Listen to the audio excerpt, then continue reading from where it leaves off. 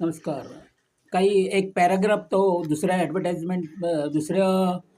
ॲडमध्ये ते आपण जो ब्लॉक आहे त्याच्यामध्ये राहिलेली आहे. ती आता जरा एक पॅराग्राफ जो डिलीट झाला आहे तो कंटिन्यू करतो आहे मी. आता आपण तुम्ही ॲड क्रिएट केली, परंतु ती ॲड क्रिएट ती रन होत नाही. जोपर्यंत तुम्ही अकाउंट्सच्या फॉर्मॅलिटीज त्यांच्या कंप्लीट करत नाहीत, तोपर्यंत ती रन होणार नाही.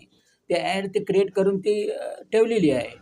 आता ती रन करण्याकरता तुम्हाला त्या अकाउंटच्या फॉर्मॅलिटीज कंप्लीट कराव्या लागतील. आणि त्याच्यानंतर ते कॅम्पेनच्या सेक्शनमध्ये तुम्ही जाऊन ते पेमेंट झाल्यानंतर तुम्ही ते कॅम्पेनचं सेक्शन आहे तिथं जाऊन ते तुम्ही चेक करू शकता की ॲड रन झालेली आहे की नाही ते. आता फेसबुक ॲडची प्रॅक्टिस करायची असेल तुम्हाला, तर तुम्ही पेमेंट करायच्या अगोदरच करू शकता. पेमेंट झाल्यानंतर ते करणं म्हणजे थोडंसं अवघड जाईल. एकदा तुम्ही त्या पेमेंटच्या सेक्शनपर्यंत गेलात, तर तुम्ही पुढच्या फॉर्मॅलिटीज किंवा ट्रान्झॅक्शन कंप्लीट करू नका. तोपर्यंत तुम्ही त्या प्रॅक्टिस करायला काही हरकत नाही. म्हणजे तुम्हाला ती ॲडव्हर्टाइजमेंट दिसणार पण नाही आणि तुम्ही त्याचा काही इफेक्ट होणार नाही. तरी तुम्ही ते बिनधास्तप्रमाणे प्रॅक्टिस करू शकता.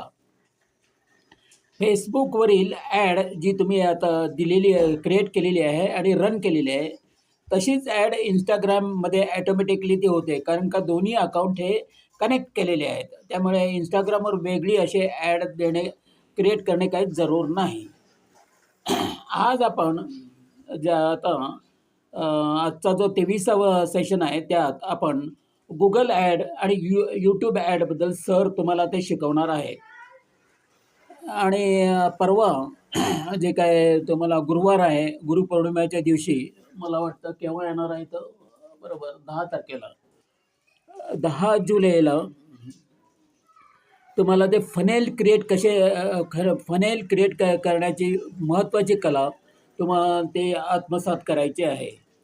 चला, आता आपण रजा घेऊया व आज संध्याकाळी 9 वाजता परत YouTubeवर येऊन पुढची मनोरंजक वाटचाल सुरू करूया. तोपर्यंत बाय.